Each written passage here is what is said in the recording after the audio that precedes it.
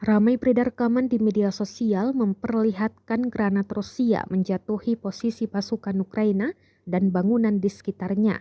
Granat tersebut diluncurkan dari drone Rusia. Rekamannya beredar di Telegram pada Minggu 11 Juni 2023.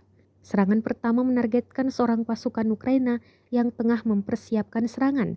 Akibatnya korban menderita luka-luka. Serangan selanjutnya membakar bangunan yang berada di sekitar pasukan Ukraina. Diduga insiden ini terjadi di wilayah Saporosi. Dalam keterangan unggahan disebutkan, inilah kedatangan serangan Rusia pada posisi angkatan bersenjata Ukraina. Rekamannya pun menuai berbagai komentar dari warganet. Sebelumnya, angkatan bersenjata Ukraina melakukan beberapa upaya untuk maju di daerah Saporosi dalam 24 jam terakhir, tetapi semua serangan mereka diklaim berhasil digagalkan oleh pasukan Rusia.